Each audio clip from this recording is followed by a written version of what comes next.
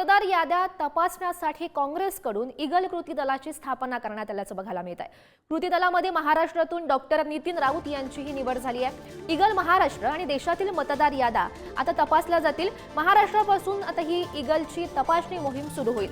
मतदार याद्या तपासून अहवाल पक्षाकडे सादर केला जाईल। विधानसभेत मतदार यादीमध्ये घोळ झाल्याचा काँग्रेसने आरोप केलेला होता।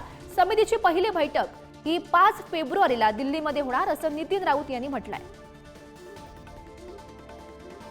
काँग्रेसचे राष्ट्रीय अध्यक्ष मल्लिकार्जुन खरगे यांच्या निर्देशानंतर एक हाय कमिटीचं ईगल समिती ही स्थापन करण्यात आली, ज्यामध्ये 8 काँग्रेस नेत्यांचा समावेश आहे। त्यापैकी एक आहेत डॉक्टर नितीन राऊत नागपूरचे। सर, काय सांगाल, ही नेमकी कमिटी कशासाठी ह्या समितीची स्थापना करण्यात आली आणि त्याचा मूळ उद्देश काय ठेवण्यात आलेला आहे? निवडणुकांमध्ये सहसा जे मतदार याद्यांमध्ये घोळ निर्माण होतो, लोकसंख्येचे प्रमाण लक्षात न घेता त्याच्यापेक्षा जास्तचे अधिकचं मतदार नोंदणी होणं, असे जे गैरप्रकार असतात, जे उमेदवाराला दिलेली यादी आणि प्रत्यक्षात मतदानाच्या दिवशी दिलेली यादी यामध्ये जो तफावत वगैरे असतो, अशा सगळ्या बाबींमध्ये अभ्यास करून त्यावर समीक्षा करून एक्झॅक्टली काय घडतंय हे समोर आणण्याचा प्रयत्न या समितीचा राहील।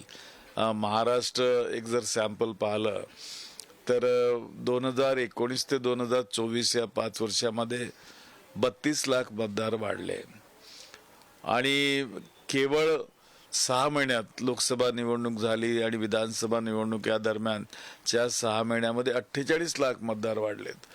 ते हे कुठेही असं डायजेस्ट होण्यासारखं नाही।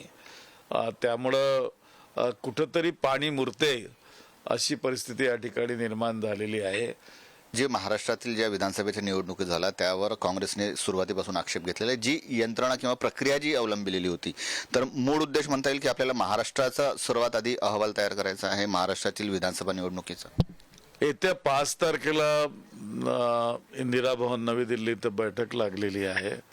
त्या बैठकीमध्ये समितीची कार्यप्रणाली काय राहील, समिती कशा पद्धतीने काम करेल, कोण कुठं व्हिजिट करतील, समिती सगळे मिळून सोबत जातील का, आणि या सगळ्या बाबींवर चर्चा होऊन त्या पद्धतीने त्याची कार्यपद्धती ठरेल आणि आम्ही त्यानुसार काम करू।